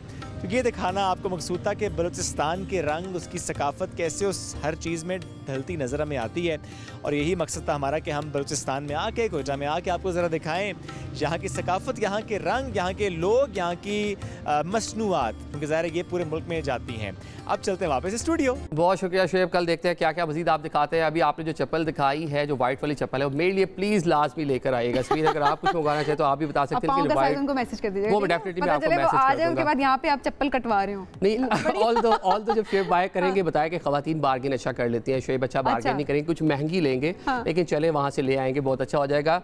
और अभी हम जो है आपको ये भी दिखा रहे हैं कि हाथ से बनी हुई सारी है वो चप्पल हैं, हाथ से बड़ा नफीस किस्म का काम किया गया। अभी ये ब्रेक बड़ा मुश्किल काम है। हम वैसे बार्गेनिंग करने की जब हम बात कर रहे होते हैं, हम उसके पीछे मेहनत नहीं देख रहे होते हैं। ब्रांड से कोई चीज़ होगी तो वो आप पता नहीं कितने हज़ारों की जाकर खरीद कर लेकर आ जाएंगे वहाँ पर, क्योंकि बार्गेनिंग का ऑप्शन नहीं होता। जब आप यही चप्पल जब आप देख रहे होते हैं कि दूसरे शहरों में डिस्ट्रीब्यूट की जा रही होती है, वहाँ से लोग खरीद रहे होते हैं, तो फ़ौरन आपको होता है कि जनाब हमारी शॉप है, दुकानदारों से हम जो है बार्गेन कर लेंगे। इसके पीछे लेबल लगा दिया जाता है, एक टैग लगा दिया जाता है और ब्रांड का जूता बन जाता है और काफी महंगे दामों पर उसको बेचा जाता है। एक बात है तो बिजनेस है हर तरह से, लेकिन मैं ये कहती हूँ कि मेहनत अगर किसी की है ना तो उस लिहाज से उसको पैसे भी जरूर दे, लेकिन हमारे बलूचिस्तान की सकाफत, कल्चर, वहाँ की चीजें वो कितनी मुनफरिद हैं। और साथ साथ जो है कल अब देखते हैं कि जो आज चप्पल के बारे में बताया, कल उन्होंने हमें बताया था आइसक्रीम के बारे में, अब कल देखते हैं कि हमारे लिए बलूचिस्तान से क्या आ रहा है। नाज़रीन, हम लेंगे एक छोटी सी ब्रेक, स्टे विद अस। फ़लस्तीन की अफसोसनाक सूरत हाल पर बात कर लेते हैं। इजराइल की जानिब से जुल्म जारी है, पहले गज़ा पर तबाही की गई और अब रफ़ा पर हमले शुरू कर दिए गए हैं। सबीर, अगर हम इसकी लोकेलिटी की बात कर लें, जब गज़ा पर हमले हो रहे थे तो कहा गया कि लोग रफ़ा बॉर्डर, रफ़ा क्रॉसिंग जो हम मिस्र के साथ शेयर करता है फ़लस्तीन, उस जानिब चले जाएँ। लोगों की बड़ी तादाद वहाँ पर इकट्ठी हुई है और वहाँ पर अब हमले शुरू हो चुके हैं। 35,000 फ़लस्तीनी अब तक अपनी जानों से जा चुके हैं, जबकि 1 लाख ज़ख्मी है और 20 लाख के करीब फ़लस्तीनी जो हैं वो डिस्प्लेस हो चुके हैं। और जाहिर है आदिल, ये वो फिगर्स हैं जो कि हम तकरीबन कहकर जाहिर है इसको हम कह सकते हैं काफ़ी सारी फिगर्स जो होंगी प्रॉब्ली वो रिपोर्ट भी नहीं हो पा रही होंगी। निस्फ आबादी जो है इस वक्त तबाहकुन भूख का सामना है उनको, और यहाँ कहत का ख़तरा बढ़ता जा रहा है, जबकि 72% रिहायशी इमारतें जो हैं वो तबाह हो चुकी हैं। अस्पतालों में मैयतों और ज़ख्मियों के जो ढेर लगे हुए हैं, लेकिन इसराइल हर तरह से इमदादी सामान की तरसील में रुकावटें खड़ी कर रहा है। अब ऐसे में वीडियोस मंजर आम पर आती हैं और दिल दहला देने वाली वीडियोस होती हैं। वो बच्चों के हवाले से अगर बात की जाए कि वो फुटेजेस हम दिखा भी नहीं पा रहे होते और उनके बारे में बात करना भी ज़ाहिर है बहुत मुश्किल है। अब हमारे साथ बरतानिया से एक सर्जन डॉक्टर जुनैद सुल्तान मौजूद हैं, जो कि पिछले माह वहाँ पर गए हैं और गज़ा में उन्होंने सर्व किया है लोगों को, वहाँ पर अपनी खिदमात सर अंजाम दी हैं। आंखों देखा हाल आज उनसे पूछेंगे कि क्या सूरत हाल है इस वक्त फ़लस्तीन की। डॉक्टर जुनैद हमारे साथ मौजूद है। डॉक्टर साहब, बहुत शुक्रिया प्रोग्राम में ज्वाइन करने के लिए। डॉक्टर साहब, आंखों देखा हाल क्या देखा आपने जब खुद गए? देखिए, वहाँ पे भी बिल्कुल एक क़यामत सा समा मचा हुआ है। हर तरफ सिर्फ आपको मौत ही मौत नजर आएगी। भूख, अफलास, जख्मी मरीज और हर तरह के जख्मी मरीज, ऐसे जख्मी मरीज जो कि मतलब उनको गोलियों के जख्म हर जगह लगे हुए हैं। कुछ ऐसे होंगे जो कि बम ब्लास्ट इंजरी के पेशेंट्स हैं। और उनकी दोनों टांगे या तो बिल्कुल कट चुकी हैं या फिर वो इस हद तक खराब हो चुकी हैं कि मतलब वो काबिल इस्तेमाल नहीं है फिर अब। तो हर तरफ सिर्फ आपको देख के एक खौफ सारी आपके ऊपर तारी हो जाता है कि ये क्या हो रहा है, और कोई इन लोगों की कोई मदद नहीं कर रहा। और भूख, क्योंकि उनको खाने को पीने को कोई चीज़ मैसर नहीं है, घर उनके तबाह हो चुके हैं, तो वो एक टेम्परेरी से खैमों में बाहर रह रहे हैं जो कि बिल्कुल रहने के काबिल भी नहीं है। तो सूरत बहुत ही, जिस हद तक आप उसको बयान कर सकते हैं उससे कहीं हद तक अब आगे निकल चुकी है और बहुत ख़राब है। अच्छा, ये बताइएगा डॉक्टर साहब कि ग़िज़ाई किल्लत है, पीने का साफ़ पानी नहीं है, लोग शेल्टर होम्स में जो खैमे लगा कर वहाँ रह रहे हैं, वबाई अमराज भी वहाँ पर फैल रहे हैं, इस हवाले से क्या तफसीलात अब तक सामने आई हैं? देखिए, जब हम रफ़ा के ज़रिए सिर्फ एक ही एंट्री थी जो कि गज़ा के अंदर जाने की अलाउ थी, तो वो उधर तक जब हम पहुंचे तो हमने दोनों तरफ बेशुमार ट्रक देखे जो कि मतलब माइल्स एंड माइल्स तक जा रहे थे, और वो सब मतलब एक हैरत की बात है कि सिर्फ एक दीवार का फर्क है, और इस तरफ मतलब खुराक के लदे हुए ट्रक खड़े हुए हैं कतारों में बेशुमार, उनको अंदर जाने की इजाजत नहीं है। और जब हम अंदर गए, हम लोगों से मिले जो कि उनको मतलब हफ्ते से ज्यादा तक वो बता रहे थे कि उनको खाने को कुछ नहीं मिला था। और आप जब उनको देखें, उनकी हड्डियां बाहर निकली हुई हैं, उनको जो मेल न्यूट्रिशन के साइड इफेक्ट्स होते हैं अंदर मतलब वो सब वाज़ेह हैं। मरीजों को जब हमने देखा, उनके जख्म हील नहीं हो रहे इस वजह से क्योंकि वो खुराक नहीं उन लोगों को मिल रही। तो ग़िज़ा की किल्लत तो एक जिस हद तक आप बयान कर सकते हैं वो मतलब उससे कहीं मतलब आप कम उससे मतलब करेंगे। और डॉक्टर साहब, आपको कहाँ तक जाने की इजाज़त थी? कितने एरिया में आपने कितने टाइम तक वहाँ पे सर्व किया? देखें, हमने तो इजाजत मांगी थी कि हमें आगे नॉर्थ तक जाने दिया जाए, लेकिन वो हमें इजाजत नहीं दी गई थी। और हमें सिर्फ जो रफा से थोड़ा सा आगे खान यूनिस का इलाका है, हमें सिर्फ खान यूनिस तक जाने की इजाजत दी गई थी। और खान यूनिस में जो पूरे इस टाइम गजा का लास्ट यूरोपियन हॉस्पिटल है, जो कि अब लास्ट वर्किंग फंक्शनल हॉस्पिटल है, हमें सिर्फ उसमें जाने की इजाजत दी गई थी, और हम उसमें तकरीबन 2 हफ्ते काम किया हम लोगों ने। अच्छा, लोग जो हैं अभी भी वहाँ हॉस्पिटल में मौजूद हैं, जिस तरह बताया गया कि ये पहली बार सुनने को मिल रहा है कि जो शिफा हॉस्पिटल है वहाँ पर 3 इज्तिमाई कब्रें जो हैं वो मौजूद है हॉस्पिटल की मतलब बिल्डिंग के अंदर। ये सूरत हाल हो चुकी है, तदफीन के वहाँ पर लोगों को मौके मुयसर नहीं है। आप गए आलमी मिशन के तहत वहाँ पर, दीगर कौन कौन से मिशन वहाँ पर काम कर रहे हैं? कहाँ तक लोगों को जाने की इजाज़त दी जा रही है? रेड क्रॉस है, हलाल अहमर है, कहाँ तक एक्सेस कहाँ तक दी जा रही है अभी तक? जी, एनजीओ तो काफ़ी हैं। मैं फजर साइंटिफिक के साथ गया था, उसके अलावा पेलमेड, मैप और रेड क्रिसेंट, बहुत सारी एनजीओज हैं जो कि बहुत अच्छा काम कर रहे हैं, और हर कोई अपनी अपनी कैपेसिटी में जो कर सकता है। बहुत सारे मिशंस ने रिक्वेस्ट की, लेकिन अल शिफा तक तो किसी भी मिशन को इजाज़त नहीं दी गई कि वो वहाँ तक जाके एक्सेस करे। यूरोपियन हॉस्पिटल, एक और हॉस्पिटल है, उसका नाम है अलक्सा हॉस्पिटल, जो अभी तकरीबन 50% कैपेसिटी पे काम, वो भी सिर्फ खान यूनिस में ही है। तो कुछ टीम्स को अलक्सा हॉस्पिटल में जाने की इजाजत दी गई। तो नॉर्थ में फिलहाल अभी तक किसी भी टीम को जाने की इजाजत नहीं दी गई। जिस दिन हमारा मिशन जा रहा था उस दिन हम वर्ल्ड हेल्थ किचन की टीम से मिले थे, और मैंने उन लोगों को हैंड शेक किया, उन सबसे हमारी फेस टू फेस मुलाकात हुई, और अगले दिन उनकी हमें मौत की खबर मिली कि उनको बम मार के कत्ल कर दिया गया। तो वो एक वाइट टीम थी कि जिसको इजाजत मिली थी कि वो नॉर्थ में जाके कुछ खाना तकसीम कर सकते थे, तो उनको तो तरीके से मतलब टारगेट किया गया। तो मिशन में अभी किसी को भी नॉर्थ में जाने की इजाजत नहीं दी। जाहिर सी बात है डॉक्टर साहब, ये जो सूरत हाल आप बता रहे हैं तो ये आप अपना आंखों देखा हाल बता रहे हैं। दूसरा, सोशल मीडिया पे फुटेजेस सामने आ रही होती हैं, वहाँ पर जर्नलिस्ट हैं वो बहुत ज़्यादा काम कर रहे हैं, और वही वहाँ से कुछ जितने भी हालात वाक़यात हैं वो उनको कैप्चर करते हैं, और उसके बाद जाहिर है वो दुनिया को दिखा रहे हैं कि ये हो रहा है। आप जितना मर्जी इसको छुपाने की कोशिश करें, आप इसको छुपा नहीं पाएंगे किसी भी तरीके से। डॉक्टर साहब, ऐसे में ये भी खबरें सामने आ रही थी कि एनेस्थीसिया के बगैर ऑपरेशंस हो रहे हैं, क्योंकि जाहिर है ऐसी सूरत हाल में वहाँ पर, मैं जंग तो इसको नहीं, जंग में भी हुकूक होते हैं, इसको आप जंग कैसे कह सकते हैं? तो नस्ल कुशी है, ये तो जीनोसाइड है, इसको आप जंग कह ही नहीं सकते किसी भी सूरत में। क्या वाकई ऐसा हो रहा है, एनेस्थीसिया के बगैर वहाँ पर ऑपरेशंस किए जा रहे हैं?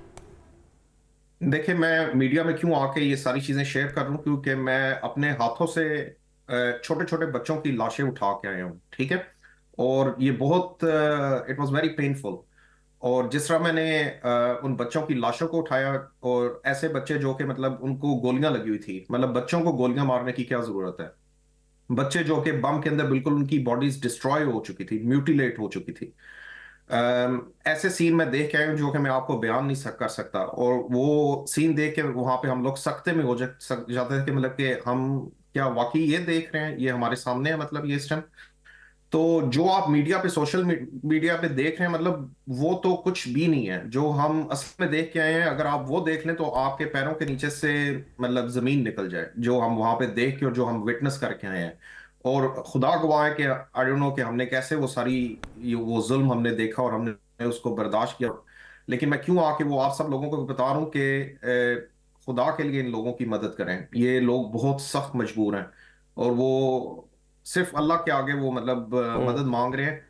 तो प्लीज अगर आप कोई भी कुछ कर सकते हैं। डॉक्टर साहब, आप हमें बता रहे हैं, आप दुनिया को बता रहे हैं, आप इंग्लैंड में मौजूद हैं, वहाँ इंसानी हकूक़ की बहुत ज़्यादा बात होती है, यूरोप में, अमेरिका में बड़ी बात होती है इस हवाले से, तो वहाँ भी लोगों को बताते होंगे, वहाँ लोग ही सुनकर क्या कहते हैं? हम देखते हैं कि एहतजाज होते हैं लेकिन हुकूमतों पर कोई असर नहीं पड़ रहा।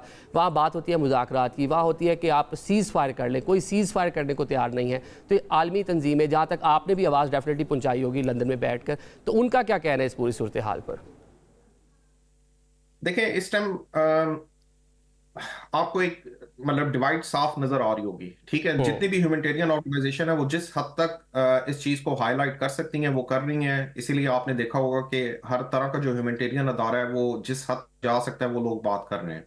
आपने यूके और यूएस का जिक्र किया, उसके अंदर तो आपने देखा है कि हर सैटरडे को, और आपने मतलब सुना होगा, मतलब तकरीबन 10 लाख ऑन एवरेज लोग आ जाते हैं। मतलब एक कॉल आती है और मतलब वो आके वहां पे एहतजाज कर रहे होते हैं और अपना एहतजाज रजिस्टर कर रहे हैं। बिल्कुल। यूनिवर्सिटीज के अंदर आपने देखा होगा कि यूनिवर्सिटीज के अंदर कैंप्स लगे हुए हैं और स्टूडेंट्स अपनी बायकॉट स्कीम्स को और अपना एहतजाज रिकॉर्ड कर रहे हैं कि हम इस चीज को एक्सेप्ट नहीं करते और जो भी आपने करना है वो ह्यूमैनिटेरियन लॉज के मुताबिक बात करें। ये एक बड़ी सिंपल सी बात है। देखें, international humanitarian laws second world war के बाद बड़े इजीली डिफाइन हो गए थे, जिसके अंदर बड़ी ये सारी चीजें ब्लैक एंड व्हाइट में लिख दी गई थी कि अगर कोई जंग भी शुरू हो, जिस सबीर ने पहले जिक्र किया, तो जंग के क्या रूल्स हैं, जंग के अंदर आपने किसको अटैक करना है, किसको अटैक नहीं करना। हॉस्पिटल फैसिलिटीज तो खासतौर पर प्रोटेक्टेड हो, जितने भी डॉक्टर्स और नर्सेज हैं वो प्रोटेक्टेड होते हैं। लेकिन वर्ल्ड वॉर 2 के बाद ये एक वाहिद जंग एक ऐसी ये हुई है जिसके अंदर तकरीबन सारा हेल्थ केयर इंफ्रास्ट्रक्चर तबाह कर दिया गया है, 500 से ज्यादा डॉक्टर और नर्सेज को कत्ल कर दिया गया है, और उसका impact directly health care system पे ये हुआ है कि मरीजों को दिखाने के लिए कोई मतलब जगह नहीं मिल रही, और मरीज सिर्फ इस वजह से भी मर रहे हैं कि मतलब वो कोई उनको देखने वाला नहीं होता। ये इतने ज्यादा मेडिकल मिशन सिर्फ बिल्कुल ज़ाहिर है, ये सारी मुश्किलात और ये सारी चीज़ें ज़ाहिर है डॉक्टर साहब आप हाईलाइट भी कर रहे हैं, आप अपने आंखों देखा हाल बता रहे हैं कि वहाँ पर क्या चल रहा है। वैसे में आखिर में ज़रूर बताइएगा कि मैं चाहूँगी कि इस कौम के बारे में आप बात ज़रूर करें कि कितनी रेजिलिएंट कौम है। जिस तरह आपने ये बताया कि पूरा हफ्ता उनको खाने को नहीं मिला, क्या रिस्पॉन्स था वहाँ पर उन लोगों का? जब आप उनसे बात करते हैं तो आपको कैसा महसूस होता है? देखें, रेजिलियंस उनसे ज्यादा मैंने किसी में नहीं देखी, लेकिन जो उनकी सबसे बड़ी और खूबसूरत बातें हैं वो उनका ईमान, उनका सब्र और उनकी खुश अखलाकी है। एक तो उनका ईमान इतना ज्यादा मजबूत है कि मैं आपको बयान नहीं कर सकता। मैं मतलब कि आप जाएंगे, वो सिर्फ आगे से एक बात करेंगे कि वो किस आयत नहीं करेंगे, वो किसी को कुछ नहीं कहेंगे, वो सिर्फ कहेंगे कि ये अल्लाह की तरफ से सख्ती आई हुई है तो बस ठीक है, हम इसको फेस कर रहे हैं। सब्र का पैमाना उनका मतलब आई कैन नॉट इवन मतलब कि मैं बयान भी नहीं कर सकता, मतलब कि जिस तरह वो, और उस सब हालात में भी उन सब का ये सिचुएशन होती है कि वो एक दूसरे का इस तरह ख्याल रखते हैं कि जब हम खैमों में खाना लेके गए और हमने बताया कि भी हमें पता लगा कि इन्होंने एक एक हफ्ते तक खाना नहीं खाया, तो वो पहले हमसे पूछते थे कि क्या आपने साथ वाले खैमे में खाना दे दिया है, तो फिर हम ले लेंगे। मतलब वो इस तरह की उनकी मतलब सखावत और इस तरह का उनका इखलास है। तो वो इतनी मजबूत कौम है, और ये 76 ईयर्स से वो ये लोग जंग लड़ रहे हैं, और वो लड़ रहे हैं और क्यों वो एक सीसा पिलाई हुई दीवार की तरह खड़े हुए हैं। ना उनके पास कोई हथियार है, ना उनके पास कोई चीजें हैं, लेकिन वो फिर भी लड़ रहे हैं और वो सब्र से काम ले रहे हैं। क्यों? उनके पास सिर्फ एक ईमान की ताकत है।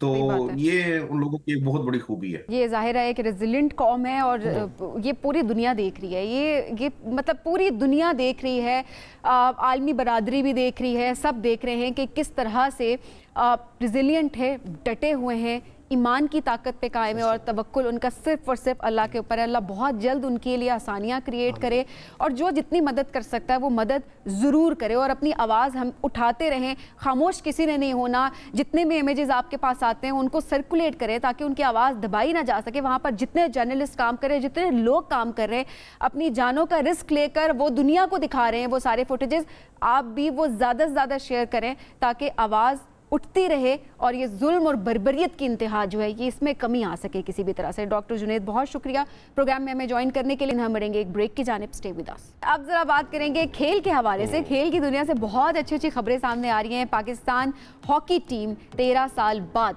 सुल्तान अजलान शाह कप के फाइनल में पहुंच गई है और मलेशिया में जारी 30वें Sultan Azlan Shah hockey cup में जापान ने मलेशिया को शिकस्त दे दी और इसके साथ पाकिस्तान और जापान ने अजलान शाह कप फाइनल में रसाई हासिल कर ली है। दूसरी जानिब अगर बात की जाए, बाबर आजम की क़यादत में कौमी क्रिकेट टीम आयरलैंड के शहर डबलिन पहुंच गई है और कौमी टीम 3 T20 मैचेस खेलेगी। आयरलैंड का दौरा मुकम्मल करके पाकिस्तान क्रिकेट टीम इंग्लैंड पहुंचेगी जहां उसे इंग्लैंड के खिलाफ 4 T20 इंटरनेशनल मैचों की सीरीज़ खेलना होगी और ऑब्वियसली उसके बाद जो है वो लोग आगे मूव करेंगे। तो सबसे पहले ज़रा हॉकी की बात करेंगे। हमारे साथ इस वक्त सीनियर स्पोर्ट्स जर्नलिस्ट माजिद भट्टी साहब मौजूद हैं। भट्टी साहब बहुत शुक्रिया प्रोग्राम में ज्वाइन करने के लिए। भट्टी साहब, ऐसे ज़्यादातर जो हमारी बातचीत हुई है ना वो क्रिकेट के हवाले से, आज बड़ी खुशी हो रही है कि क्रिकेट के अलावा भी कोई बात पाकिस्तान के स्पोर्ट्स के हवाले से करने को मिल रही है। पाकिस्तान फाइनल में पहुंच चुका है अजलान शाह हॉकी टूर्नामेंट में। कैसा देखते हैं इस परफॉर्मेंस को आप? सबसे पहले तो सबीन और आदिल, आप लोगों का शुक्रिया कि आपने मौका दिया। आप तो बात ही क्रिकेट पे करते हैं तो लेकिन अच्छी खबर आ रही है हॉकी के मैदान से, आज आप हॉकी पर भी मौजूद है हमारे साथ। भट्टी साहब, खबरें नहीं आ रही होती दूसरे स्पोर्ट्स के हवाले से उस तरह से, लेकिन चले हॉकी के हवाले से आज बताइए कितने खुश आप हैं, कैसे देखते हैं परफॉर्मेंस को? देखिए, नेशनल गेम है और यकीनी तौर पर मुल्क में चाहे हॉकी के मैदान से खबर आए या क्रिकेट के मैदान से या किसी सियासी महाज से ही कोई अच्छी खबर आ जाए तो अब हमारे लिए तो ये छोटी छोटी खुशियां रह गई हैं। कल बल्कि ऑफिस में ये भी डिस्कस हो रहा था कि भाई आटा इतना सस्ता हो गया, फला चीज इतनी, तो ये बस ये छोटी छोटी खुशियां। लेकिन हॉकी में जो एक अनफॉर्चुनेट चीज रही पिछले चंद हफ्तों से कि नेशनल गेम जिसमें पाकिस्तान ने माजी में Olympics, world cup, champions trophy, Asian games, Asia cup, बहुत सारे एजाजात जीते, यहाँ पर 2 फेडरेशंस कायम हो गई। मतलब पैरेलल फेडरेशंस का कायम होना, मेरा ख्याल प्राइम मिनिस्टर शहबाज शरीफ साहब चूंकि खुद पेट्रन है पाकिस्तान हॉकी फेडरेशन के, तो उनको कम से कम इस टाइप के जो तनाज़ात हैं, जाते जाते खैर एक फेडरेशन को तो गवर्नमेंट ने कहा कि आप साइड पे हो जाएं। परसों हमने देखा कि शैला रजा जो दूसरी फेडरेशन की प्रेसिडेंट थी उन्होंने रिजाइन किया।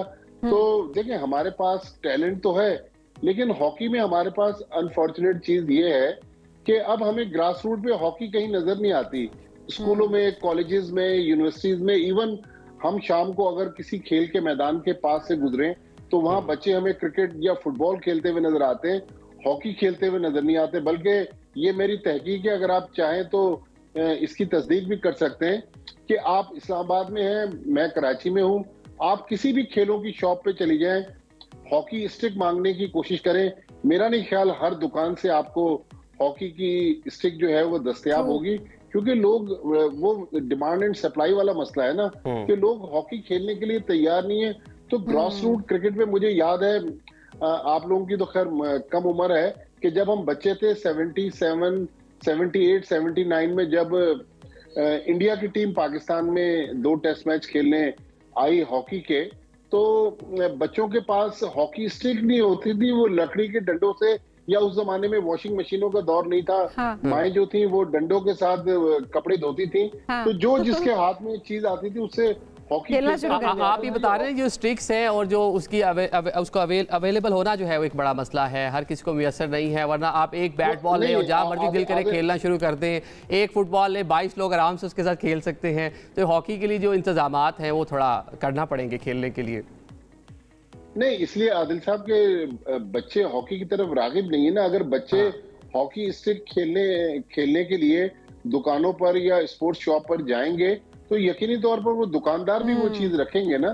तो बेसिकली हॉकी की अवेयरनेस अब नहीं रही, क्योंकि ग्रास रूट पर लोग हर बच्चा क्रिकेटर बनना चाहता है। मुझे पता है कि मेरे पास अक्सर वालिदैन आते हैं कि हमें फला हमारे बच्चे को एकेडमी में आप गाइड कर दें, ये चला जाए या वहाँ उनको दाखिला दिलवा दें, लेकिन मुझे नहीं याद कि किसी ने हॉकी के बारे में हमसे जानने की कोशिश की हो कि कराची में कहाँ हॉकी खेली जाती है।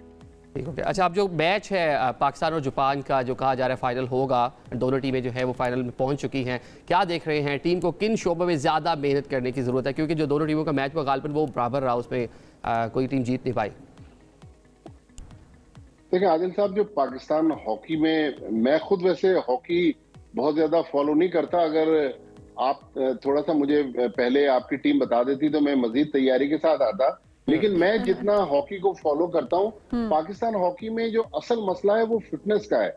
आप देखें, अब चूंकि 4 क्वार्टर का हॉकी मैच हो गया है, पहले 2 क्वार्टर तक तो पाकिस्तान की टीम बड़ी बड़ी टीमों को टफ टाइम देती है। जैसे जैसे मैच आगे बढ़ता है, तीसरे चौथे क्वार्टर में ओपोनेंट्स जो है वो पाकिस्तान पर डोमिनेट कर जाते हैं। इस बार आप देखें पाकिस्तान की फिटनेस का लेवल हमें बेहतर नजर आया, तो मेरे ख्याल में स्किल वाइज तो आज भी पाकिस्तान के पास हालांकि पूल ऑफ प्लेयर्स कम है, लेकिन स्किल वाइज आज भी हमारे प्लेयर्स कम नहीं है। असल मसला जो है वो फिटनेस का है।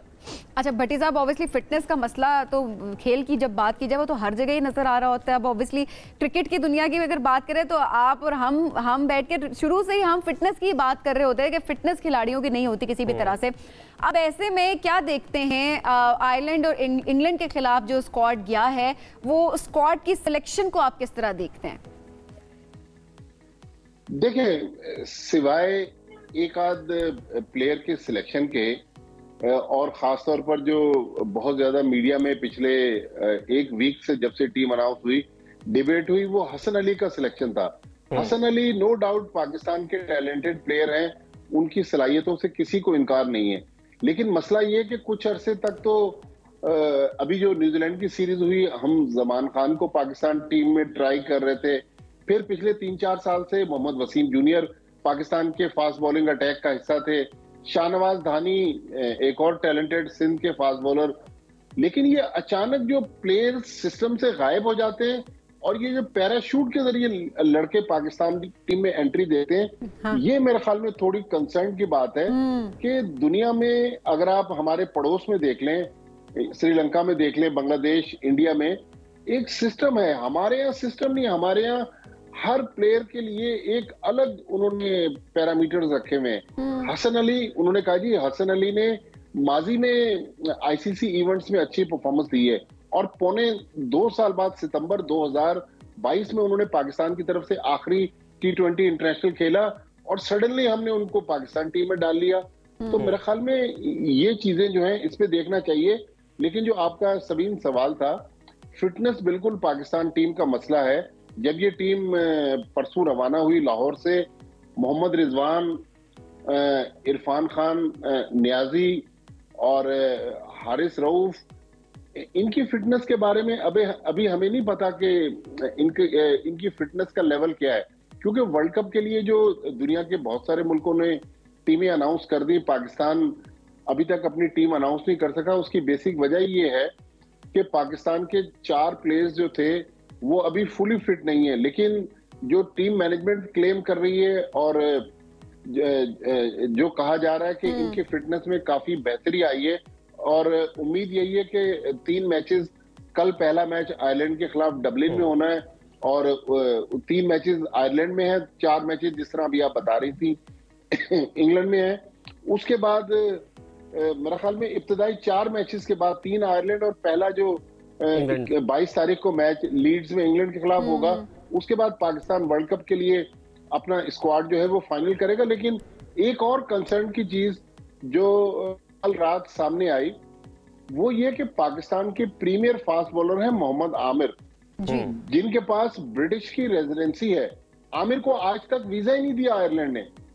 अब आमिर, आपको याद है 2010 में अनफॉर्चुनेट इंसिडेंट था स्पॉट फिक्सिंग का, उसमें इन्वॉल्व थे लेकिन 2018 में मोहम्मद आमिर आयरलैंड जा चुके हैं। अब पाकिस्तान जो टॉप की टेस्ट प्लेइंग नेशन है और वर्ल्ड क्रिकेट में जो अपर टीयर की टीमें हैं उनमें शुमार होता है। अगर उसके फास्ट बॉलर को कोई मुल्क वीजा न दे तो ये मेरे ख्याल में एक अच्छा साइन नहीं है। पीसीबी को इस पे ऑफिशियली प्रोटेस्ट करने की जरूरत करना चाहिए। लेकिन भट्टी साहब, पहले भी हम बहुत सारे मामलात ऐसे देख चुके होते हैं कि पीसीबी को जहां जहां स्टैंड लेना चाहिए वहां वो स्टैंड लेते दिखाई नहीं दे रहे होते। बाद में जी बातें सामने आ रही होती, स्टेटमेंट्स आ जाती हैं, बट अपने प्लेयर्स के लिए, अपनी क्रिकेट के लिए जिस हद तक आवाज उठानी चाहिए वो हम लैक होता वहां पर हमेशा देख रहे होते, चाहे जो मर्जी सरबराह हो उस टाइम पे। अच्छा, 30 मई तक जिस तरह से मुसलसल जो है टीम ज़ाहिर मैचेस खेलेगी, अब ये वर्ल्ड कप के लिए कितनी तैयारी होगी, इससे कितना फायदेमंद होगा?